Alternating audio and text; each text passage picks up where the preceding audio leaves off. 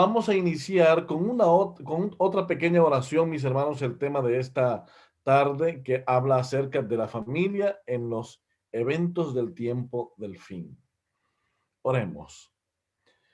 Nuestro buen Dios y Padre celestial, venimos delante de ti con nuestro corazón contrito, lleno, Señor, de peticiones, pero sobre todo de necesidad de que tú puedas limpiarnos, puedas transformarnos y puedas hacernos útiles en tu obra.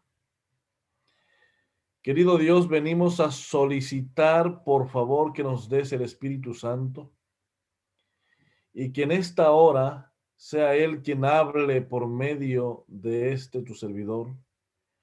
Palabras que puedan llenar el corazón de cada uno de nuestros hermanos que nos están siguiendo a través de Zoom y a través de YouTube. Señor, te pedimos, por favor, que bendigas tu palabra en esta hora y que bendigas el corazón que recibe la instrucción divina. Te lo pedimos en el nombre de Jesús. Amén y amén. Definitivamente, mis queridos hermanos, el tema de la familia es un tema muy delicado, especialmente en el siglo XXI. Sin embargo, es verdad también que la familia, así como es de delicado tocar ese tema, es uno de los temas que más se necesita presentar en la iglesia, porque la familia siempre necesitará de Dios. El primer día que me presenté a la clase de sociología, recuerdo que nos preguntaron, ¿cuál es la base de la sociedad? Y todos dijimos a una sola vez, la familia. ¿Y cuál es el núcleo de la familia? El matrimonio. ¿Y qué dos cosas instituyó Dios en la creación? El matrimonio y el día de reposo. Y es contra esas dos cosas y contra la familia como base de la sociedad que el diablo está enojado. Dice Apocalipsis, ay de los moradores de la tierra porque el diablo ha descendido con gran ira para destruiros, porque sabe que le queda muy poco tiempo. Y entonces ha venido y en esta era posmoderna ha tratado de inventarse cuanta cosa sea posible para distraer no solamente a padres, sino también a hijos. Porque el enemigo sabe que si destruye a la familia, destruye a la sociedad y destruye a los candidatos para el reino de los cielos. Yo quiero con ustedes compartir un pasaje bíblico antes de que iniciemos ya directamente, que encontramos en 1 Samuel capítulo 1 y versículo 11. Allí la Biblia nos dice lo siguiente: e hizo un voto, está hablando de Ana, recuerdan la historia, e hizo un voto diciendo, Señor Todopoderoso, si te dignas mirar la aflicción de tu sierva y te acuerdas de mí y me concedes un hijo, lo dedicaré todos los días de su vida a tu servicio y no pasará navaja sobre su cabeza. Esta es la historia de una mujer atribulada. En aquel tiempo, el tener muchos hijos, cuantos más hijos se tuvieran, era mejor reconocida y más alabada la mujer. Los tiempos cambian bastante, hermanos. Y en aquel momento, Ana era estéril. Pero en medio de su esterilidad, en medio de su complicación, en medio de su enorme problema, ella derramaba su alma a nuestro Dios, humildemente suplicando por un milagro, haciendo un trato con Dios. Mis queridos hermanos, vivimos en un tiempo en el que la sociedad necesita de Dios y la sociedad necesita sinceramente un poco más de oración. Eso es exactamente lo que necesita la familia de hoy. Veamos por un momento la familia en tiempos de Jesús y en el siglo XXI. Y como referencia vamos a estar tratando algunos pasajes que encontramos mayoritariamente en el hogar cristiano y en el libro de la educación. Vea lo que dice esta cita que encontramos en el hogar cristiano, página 189, párrafo 2. Todos los miembros de la familia giran alrededor del padre. Es el legislador y en su conducta viril ilustra las virtudes más austeras: la energía, la integridad, la honradez, la paciencia, el valor, la diligencia y la utilidad práctica. El padre es, en un sentido, el sacerdote de la familia, que dispone sobre el altar de Dios el sacrificio matutino y vespertino. La esposa y los hijos deben ser alentados a participar en esta ofrenda y también en el canto de alabanza. A la mañana y a la noche, el padre, como sacerdote de la casa, debe confesar a Dios los pecados cometidos durante el día por él mismo y por sus hijos, los pecados de los cuales ha tenido conocimiento y también los que permanecen secretos, que solo vio el ojo divino, deben ser confesados. Esta norma, celosamente observada por el padre cuando está presente o por la madre cuando él está ausente, resultará en bendiciones para la familia. Qué interesante cita encontramos aquí. Aquí, la sierva del Señor hablándole directamente al padre. ¿Ustedes recuerdan quién era el esposo de Ana? Sí, se llamaba Elcana. Y esa historia se desarrolla en un ambiente donde culturalmente las personas tenían más de una esposa. Y Elcana tenía otra. Pero a la que más amaba, que era Ana, tenía el problema de que no podía darle hijos.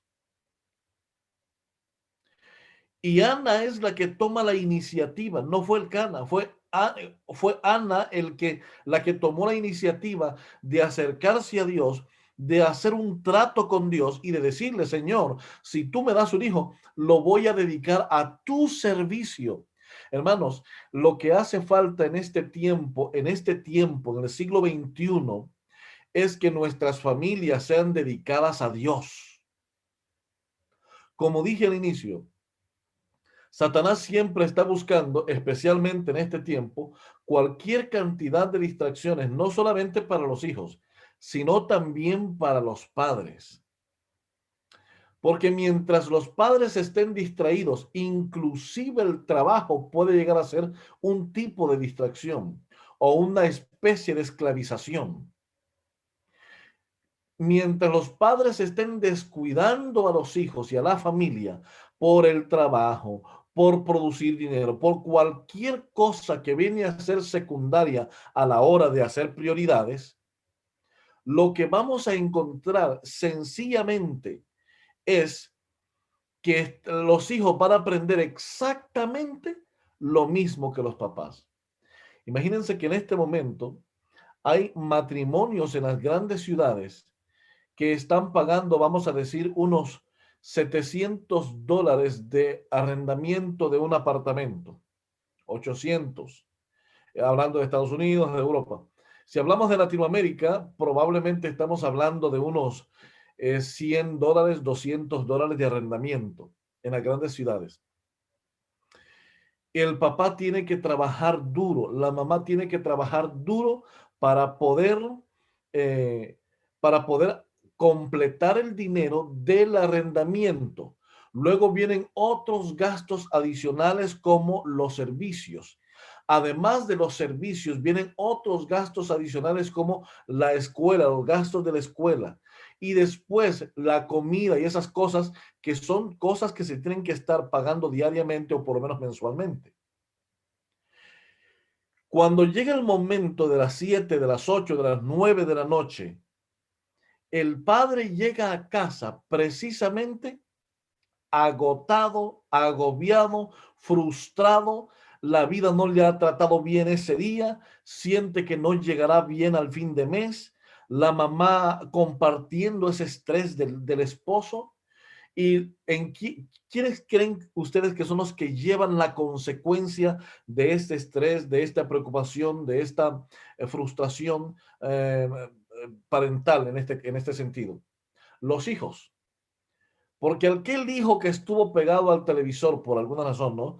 Todo el día, quiere que por lo menos haya un momento, en algún momento cuando lleguen sus padres, para poder platicar con ellos, para poder jugar con ellos, pero el estrés, las preocupaciones y las deudas que están por enfrente no dejan ni un solo momento de felicidad para interactuar con esta familia. ¿Qué sucede? Los hijos poco a poco se van dando cuenta que para ellos no hay tiempo.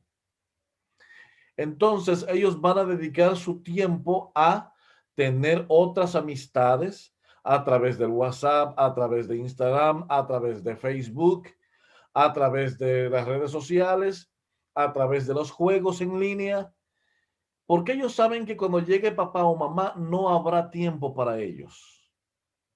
Y eventualmente vemos que con gran sacrificio la mamá hace que sus hijos se acerquen a la mesa para comer.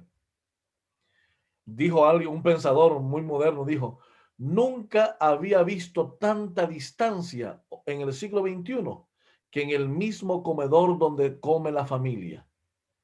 Porque mientras el papá está atendiendo llamadas y mensajes del trabajo, la mamá también está haciendo eso o de pronto está sirviendo la mesa. Y los muchachos están cada uno metido en sus redes sociales platicando con sus amigos. Todos comiendo con una mano y texteando con la otra. Esa es la realidad del siglo XXI. Y por eso coloqué estas dos fotos aquí en pantalla, para que veamos la gran diferencia que había entre una familia del tiempo de Jesús y una familia del siglo XXI. La familia del tiempo de Jesús era una familia que el padre daba gracias a Dios por los alimentos y la familia unida, conversando, platicando o simplemente disfrutando de un plato de comida que tal vez no era el más caro ni el más rebuscado en mucho tiempo, pero estaban unidos como familia. Y he puesto este ejemplo sencillo, hermanos, de una familia típica que tiene que emigrar de los campos a la ciudad en busca de un futuro mejor. ¿Y qué es lo que hemos encontrado en algunos países? Que han ido a dejar la vida misma de sus hijos, porque sus hijos se han envuelto en pandillas, en drogas, en tantas cosas que algunos de ellos mueren en la ciudad y regresan al campo únicamente porque quieren que el cuerpo de aquel muchacho esté descansando con los abuelos que estaban allá también sepultados. Esa es la realidad de lo que estamos viviendo en pleno siglo XXI. Pero mis queridos hermanos, Dios anhela que los esposos sean amorosos y que Cristo sea el centro del hogar. ¿Por qué estoy comenzando con el esposo? Porque el esposo, según la Biblia, es la cabeza de la familia. Ojo, no estoy diciendo que el esposo es el dictador de la familia. No estoy diciendo que el esposo es el cacique de la familia o el coronel de la familia. Estoy diciendo que el esposo es la cabeza de la familia, así como dijo Pablo que Cristo era la cabeza de la iglesia. En ese sentido, la cita anterior que estudiamos nos definía un poco cuál es el papel del esposo y lo vamos a leer de nuevo para que tengamos la idea más clara. Todos los miembros de la familia, oigan, giran alrededor del padre. Eso ha sido así siempre, excepto aquellos hogares donde el padre no está, que gira alrededor de la madre, que hace veces de padre y de madre. Es el legislador y en su conducta viril ilustra las virtudes más austeras: la energía, la integridad, la honradez, la paciencia, el valor, la diligencia y la utilidad práctica. Son esas virtudes que los hijos ven en un padre, por las que cuando usted le pregunta a un niño pequeño, oye, ¿y tú qué quieres ser cuando seas grande? Casi todos dicen, quiero ser como papá. Pero cuando los niños no tienen ese cariño, esa asistencia del papá, esa atención del papá, prácticamente los hijos se forman héroes a seguir, pero sacados de los videojuegos, sacados de las redes sociales, de las películas de moda. De allí sacan sus héroes cuando deberían ser los papás, los héroes en la mente de los niños pequeños. Ahora, pasamos a esta parte que dice, Dios anhela que los esposos sean amorosos y que Cristo sea el centro del hogar. Miren, siempre se ha dicho que la mujer es el sexo débil, aunque creo yo que esa expresión debiese ser cambiada. Pero ciertamente la mujer no es que sea más débil, es que es más sensible a todas las cosas. Por ejemplo, usted puede ver a un hombre descargando un camión a las 12 del mediodía en un verano a unos 50 grados centígrados. Y un hombre puede soportar, pero no puede ser así el caso de una mujer. En esos sentidos, sí hay que ser un poco más, ¿cómo se llama? Más comprensivos. Ahora, en el caso de un matrimonio, hay esposas que son realmente más sensibles y los esposos deben de aprender a tratar a la esposa. Miren que yo, ahora mismo es primera vez que lo voy a decir, estoy escribiendo un libro que pronto van a saber ustedes que se llama Conquistando a la mujer de tu vida. Ya cuando lo termine, ustedes lo van a poder adquirir. En realidad hablo de cómo el hombre es que debe aprender a tratar a su esposa. Miren lo que dice también El Hogar Cristiano, página 194, párrafo 2. El esposo debe manifestar gran interés en su familia. Oiga eso. Gran interés en su familia. Debe ser especialmente cuidadoso, oiga esto, de los sentimientos de su esposa débil. Puede evitarle muchas enfermedades. Las palabras bondadosas, alegres, alentadoras resultarán mucho más eficaces que las medicinas más poderosas. Infundirán ánimo en el corazón de la abatida y desanimada esposa. Y la alegría infundida a la familia por los actos y las palabras de bondad recompensarán 10 veces el esfuerzo hecho. El esposo debiera recordar que gran parte de la carga de educar a sus hijos recae sobre la madre y que ella ejerce una gran influencia para modelar sus mentes. Esto debe inducirle a manifestar los sentimientos más tiernos y a aliviar con solicitud sus cargas. Debe alentarla a apoyarse en su afecto y a dirigir sus pensamientos hacia el cielo, donde hay fuerza, paz y descanso final para los cansados. No debe volver a la casa con la frente ceñuda, sino que su presencia debiera brindar alegría a la familia y estipular a la esposa a mirar hacia arriba y creer en Dios. Unidos, y noten esta expresión muy fuerte, unidos pueden aferrarse a las promesas de Dios y atraer su rica bendición sobre la familia. Estas son citas joyas que usted debiera anotar por allí o después por los grupos de WhatsApp voy a compartir este PDF para que todos lo puedan tener. Mis queridos hermanos, ¿usted está notando esto?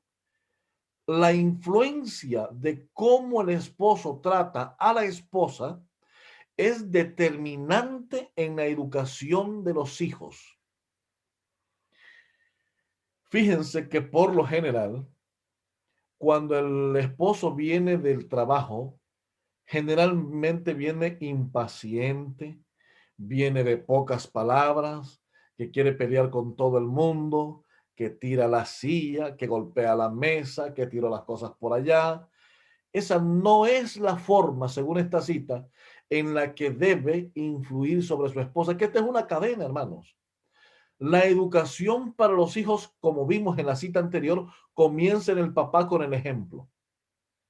El esposo es el que debe tratar súper bien a la esposa para que en esa sintonía la influencia de la esposa sobre los hijos sea de gran bendición para toda la familia.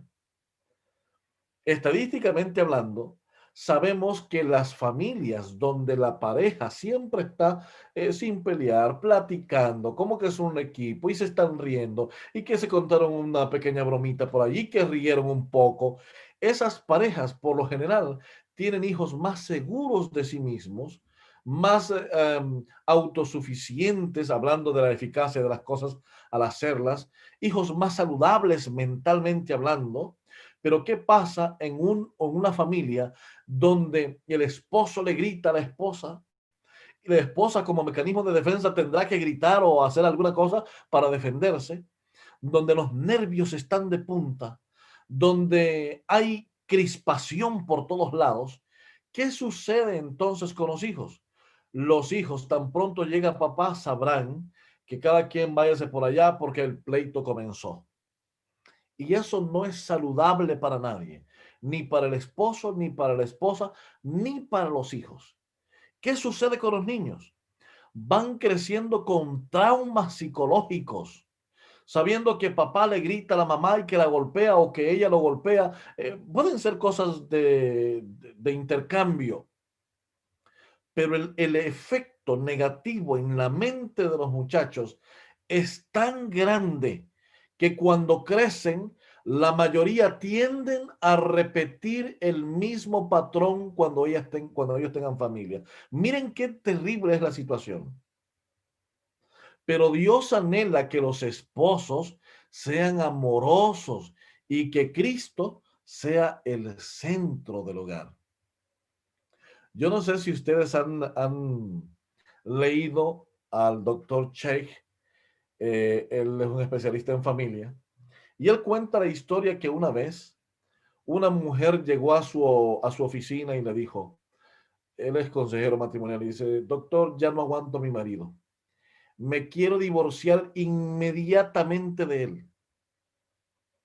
Y le dice, pero ¿por qué? ¿Qué pasó? No me pide explicaciones.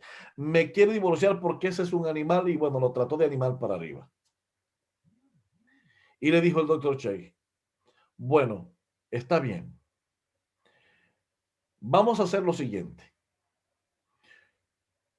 En un mes vamos a tramitar todo para que se divorcien. Pero para que a él le duela, regresa a casa y comiénzalo a tratar bien. Cuando él venga del trabajo, atiéndelo bien, que su comidita caliente, que la ropa está allí lista, que su bañito está bien, trátalo como un rey. Y mira que cuando ya se cumple el mes, tú vienes de regreso y entonces hacemos el trámite ya del divorcio, pero eso es para que le duela, esa es la lección que tú le vas a dar. Y cuando pasó el mes, aquella mujer regresó donde el doctor y le dice, doctor, aquí vengo como usted me citó. Bueno, mi querida Sandra, le dice, es tiempo entonces de tramitar el divorcio. No. ¿Cómo cree, doctor? ¿No ve que la forma en que yo lo comencé a tratar a él comenzó a cambiar mucho? Tanto que ahora no, ni loca, yo no me quiero divorciar. Y esta ilustración la cuento porque algunas veces, mis queridos hermanos, la solución está en ustedes, hermanas queridas, y aún no se han dado cuenta. Algunas veces el hombre es así, por naturaleza, un ogro. Pero la mujer, la esposa, siempre, por lo general, es más inteligente que el hombre en muchos aspectos, en casi todo. Y cuando esta mujer comienza a tratar, a dominarlo, es algo bien, bien sencillo. Fíjense que en mi familia, mi padre es ex militar, para que ustedes tengan una idea. Y cada vez que mi padre llega del campo a casa, llegaba peleando con todo mundo. Y tiraba la silla por allá y esto por allá, y enojado. El hombre, un ex militar, carácter fuerte. Pero mi mamá solo tenía una clave. Ella solo pegaba un pujido. Y aquel hombre de carácter fuerte era una plumita en la mano. Mamá, una señora callada que no hace escándalo en público. Tan pronto él entraba a la cocina y decía alguna cosa, mamá le respondía así. "Mm". Y ese hombre de carácter fuerte salía hecho una plumita de la cocina. La mayoría de las veces, hermanitas queridas, ustedes tienen la solución. Y es oración, oración y oración. Y sobre todo, tratar de la mejor manera el problema que se avecina. Generalmente el hombre no podemos ver las cosas que vienen. Las mujeres sí, ellas son más perspicaces en ese sentido y pueden adelantarse a algunas cosas y ellas pueden cambiar algunas cosas que pueden tener un efecto positivo en la vida de las personas. Volviendo entonces al asunto de la familia, el papá, el esposo, es el ejemplo de los hijos. Y así como comience a tratar a su esposa va a comenzar a tratar a sus hijos, porque esa es una cadena, hermanos queridos. Y los niños van a agradecer que tengan dos papás que se comunican, dos papás que se aman, dos papás que se dicen palabras bonitas. El 99% de los niños y de los jóvenes aprendieron a hablar las malas palabras en la casa, porque escucharon a papá y a mamá que se las decían el uno al otro. El 95% de los muchachos aprendió a insultar en casa, porque escuchó a papá y a mamá cómo se insultaban. Pero también los muchachos que saben tratar a las personas es porque en casa aprendieron a ver cómo papá y mamá se tratan de bien. Cultivemos eso, mis hermanos, cultivemos esa parte en la familia y será de una gran bendición para los hijos. Miren lo que dice esta otra cita. El Hogar Cristiano, página 15, párrafo 2, dice: el hogar hermoseado por el amor, la simpatía y la ternura es un lugar que los ángeles visitan con agrado y donde se glorifica a Dios. La influencia de un hogar cristiano cuidadosamente custodiado en los años de la infancia y la juventud es la salvaguardia más segura contra las corrupciones del mundo. En la atmósfera de un hogar tal, los niños aprenderán a amar a sus padres terrenales y a su Padre celestial. Miren qué hermosa cita. En un hogar donde reina el amor, la simpatía y la ternura, es un lugar donde los ángeles visitan con agrado. Usted no quiere que los ángeles del Señor visiten su hogar. Usted no quiere que los ángeles de Dios a cada rato vayan a su familia. Son los invitados de honor, porque el esposo trata con amor a la esposa al esposo, y por ende el resultado es que los dos tratan bien a los hijos. ¿Usted sabe qué maravilloso es eso? Donde habita el amor, la simpatía y la ternura, donde habita el Señor, no puede habitar el diablo, hermanos. Por esa razón es que necesitamos que Cristo sea el centro del hogar, el centro de la familia. Miren, hermanos, la educación de los hijos en el tiempo antiguo era muy diferente, pero miren lo que sucede acá. Dice el libro de educación cristiana, perdón, en la página 386 lo siguiente. Desde los más remotos tiempos, los fieles de Israel prestaron mucha atención al asunto de la educación. El Señor había indicado que a los niños, aún desde sus primeros días, se les instruyera acerca de su bondad y grandeza, especialmente como se revelaba en su ley y en la historia de Israel. Mediante el canto, la oración y las lecciones de las escrituras, las madres tenían que enseñar a sus hijos que la ley de Dios es una expresión de su carácter y que a medida que recibiesen en el corazón los principios de esa ley, la imagen de Dios se delinearía en la mente y en el alma. En la escuela y en el hogar, gran parte de la enseñanza era oral, pero los jóvenes aprendían también a leer los escritos hebreos y los rollos de pergamino de las escrituras del Antiguo Testamento se abrían a su estudio. Esa era la forma de la educación de los hijos en el tiempo antiguo. Las mamás inculcaban todos los días a los hijos, a sus hijos, de que había que ser obedientes a los 10 mandamientos de Dios porque son una representación del carácter santo de Dios. Miren qué interesante.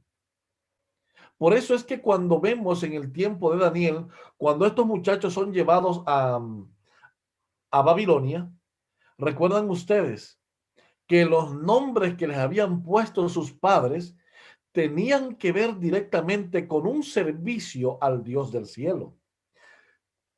Porque la educación que estos muchachos habían recibido en sus hogares era una educación de respetar, de amar y de adorar a Dios.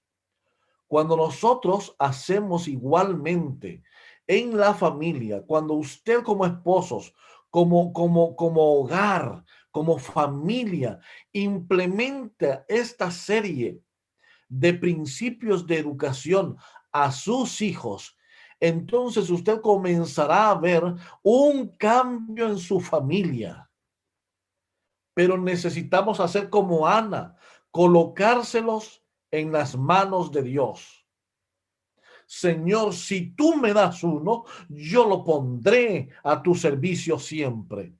Esa debe ser nuestra filosofía, esa debe ser nuestra constante, esa debe ser nuestra oración diaria al Señor. Miren el efecto de los modales suaves. Miren, aquí la sierva del Señor dice el efecto de los modales suaves. Pero antes de pasar la cita, quiero preguntarles, fíjense en la imagen que acabo de colocar allí. Una mujer que le está gritando a su niño. La reacción natural de ese niño es taparse los oídos. ¿Por qué? Porque no quiere escuchar, porque ustedes saben que por el oído entrarán palabras que herirán su corazón y causarán un trauma en su mente. A veces pensamos que esos gritos son la mejor educación que se le puede dar a los hijos. A veces pensamos que gritoneando, no le pegues, esta vez no le pego, pero le gritas. Y le gritas así de feo. Eso es peor que pegarle a un muchacho. Lo estás traumando, tal vez no con golpes, pero con palabras. Ahora, lo más interesante, mira esta cita. Pacific Hill Journal, enero de 1890. Pocos comprenden el efecto de los modales suaves pero firmes. Oye esto, suaves pero firmes, aún en el cuidado de un bebé. La madre irritable e impaciente crea mal humor en el niño que tiene en sus brazos, mientras que los modales suaves tienden a aquietar la nerviosidad del pequeño. Mm. Después ahí están con un montón, un bote grande de pastillas que el médico le mandó. Porque es que el niño me salió muy nervioso, pero a lo mejor usted no se está dando cuenta que la forma en la que usted lo está educando es en gran medida la responsable de ese nerviosismo. Y es que el problema es que nosotros los seres humanos somos bien orgullosos. No nos gusta admitir cuando somos responsables de un asunto. Y aquí viene, que tú le gritas al niño, que yo le grito al niño, no, que tú le gritas al niño. Y por ahí comienza una discusión que termina en gritos y el niño llorando. Está llorando todo nervioso porque está viendo que los únicos que le deben brindar protección se están matando entre ellos. ¿Qué sucede entonces? Hermanos, tenemos que buscar al Señor y buscar al Señor de corazón. Pedirle que estas citas no fueron escritas al azar o para que llenen libros nada más. Son citas para ser leídas. Pocos comprenden el efecto de los modales suaves pero firmes. Aún en el cuidado de un bebé, la madre irritable e impaciente crea mal humor en el niño que tiene en sus brazos, mientras que los modales suaves tienden a aquietar la nerviosidad del pequeño.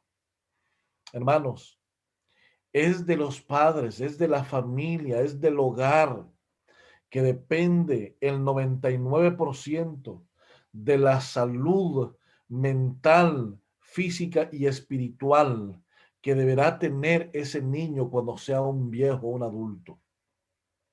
La gran pregunta que debemos hacernos ahora es, ¿qué es lo que estamos haciendo como familias? ¿Qué es lo que se está haciendo por los niños? ¿Estás dedicándole suficiente tiempo para hablar, para jugar, para hacer los trabajos de la escuela? ¿Estás dedicando suficiente tiempo para hablar? Oye, los niños de 5 años ya tienen novia. Yo recuerdo, yo tenía 5 años de edad. Oye esto. Y le conté a mi papá una vez, papá, tengo novia. Tenía 5 años. ¿Y tienes novia? Sí. ¿Y quién es? Eva, le dije. Eva era la esposa del juez del pueblo, que era también de la iglesia.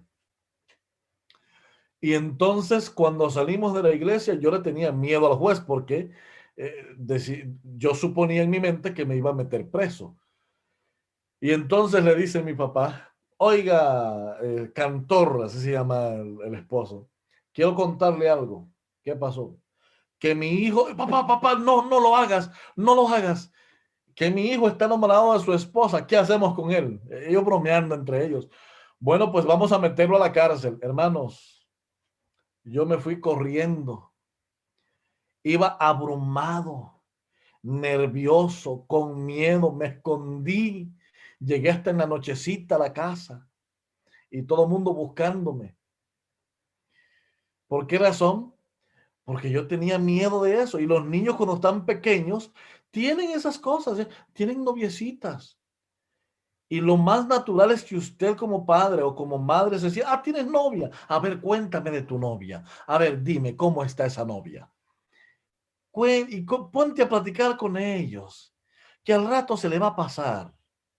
Y ya habrá otra cosa que lo distraiga mejor. Y es la vida de los niños, pero si tú comienzas a meterle nerviosismo, a gritarle, a decirle cosas, vas a hacer que el niño crezca con traumas, con miedos, no se desarrollará bien. Eso es lo que está pasando ahora mismo en nuestra sociedad y en nuestras familias cristianas, en nuestras familias de la iglesia. Y quiero ir terminando en esta tarde hablando de los efectos en los hijos que no son educados correctamente. Mira lo que pasa. Cuando tú no le dedicas suficiente tiempo o tiempo de calidad a tus hijos, ¿qué sucede? Se distraen en los juegos y en las redes sociales. Para ellos es más importante, es más, ahora mismo, mientras yo estoy hablando, hay muchos muchachos en las casas de las familias que están llegando los papás del trabajo y ni se enteraron que llegaron sus papás. ¿Por qué razón? Porque están concentrados en el juego, porque los papás no acostumbran a darles tiempo de calidad y ahora no les importa si llegaron o no del trabajo. Mira, buscan amistades incorrectas. Claro, la amistad y la atención que no les estás dando como padre o como madre, ellas lo van a tener siempre, pero afuera, con los amiguitos del colegio, con los amiguitos del barrio y de por allí con los amiguitos que venden cositas raras y de por allí se te están yendo ya. Y cuando tú quieras jalar para corregir, habrá sido muy tarde. Mira otro efecto, se van de la iglesia, comienzan a ir a la iglesia, pero porque tú les dices que tienen que ir. Después comienzan a tener amistades afuera de la iglesia, van a la iglesia un ratito, después se salen y se van con sus amigos.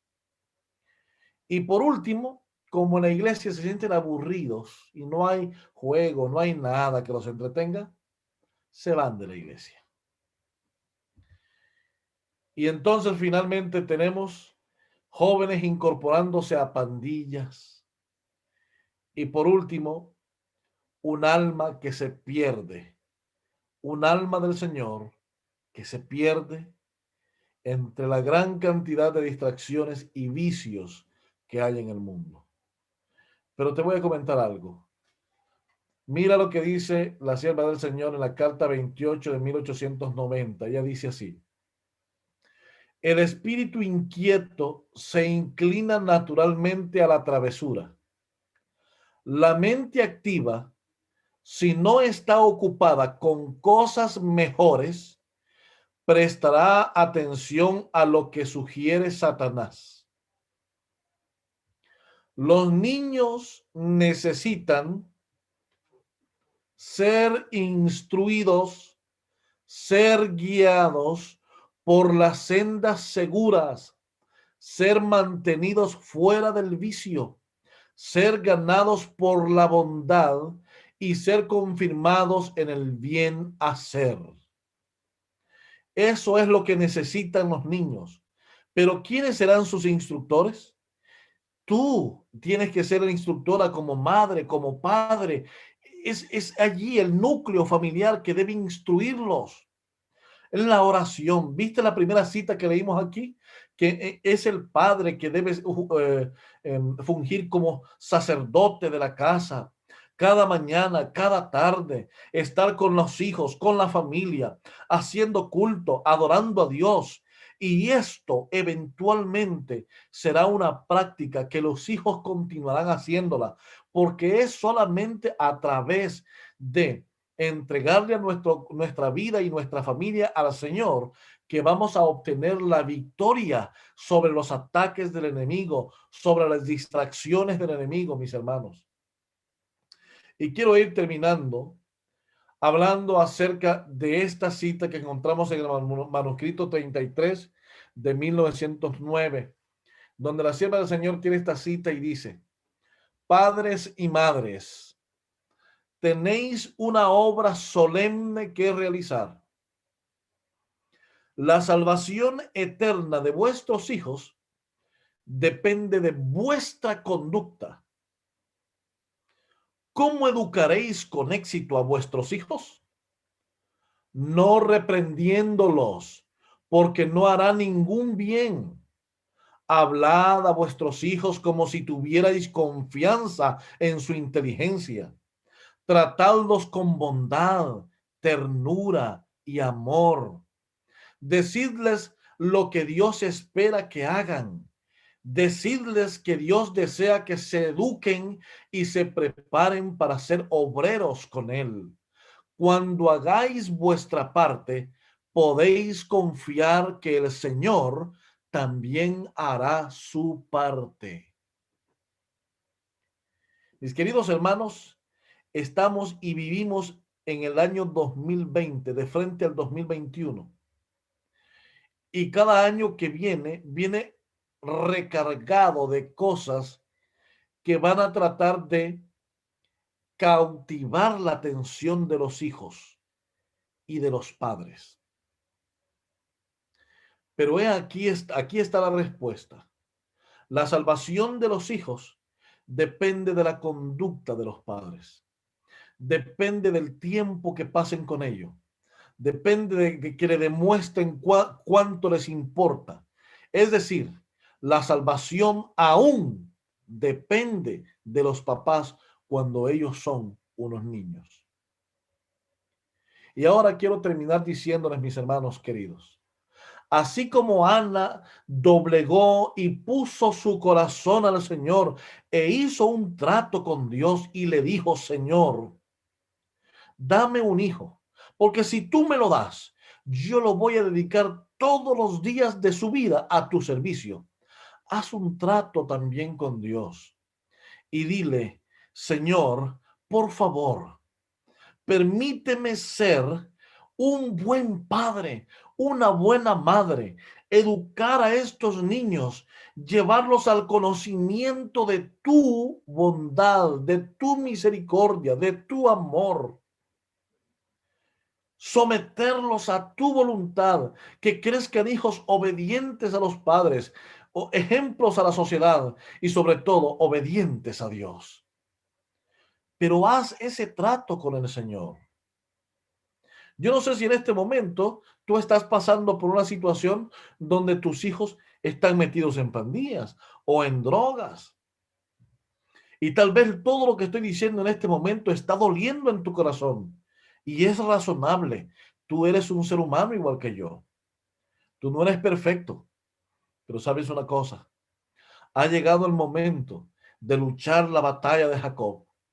Y dile al Señor: no me voy a rendir hasta que yo vea a esos muchachos regresando humildes a tus pies. Pon en oración a tu familia. Deja que Cristo sea el centro de tu vida, el centro de tu matrimonio, el centro de tu familia.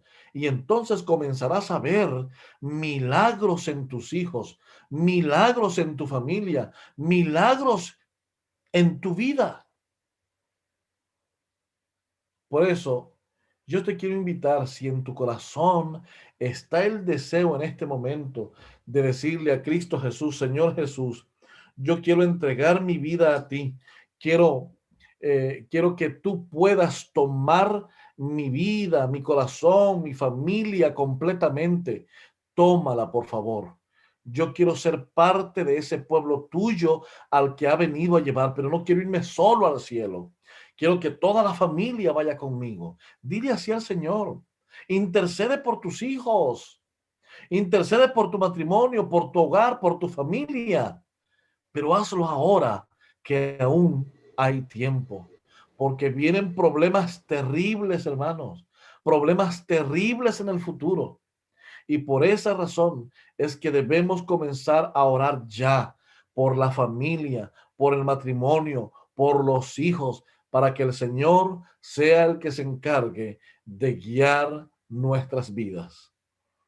Así como estamos, inclina el rostro y ora conmigo.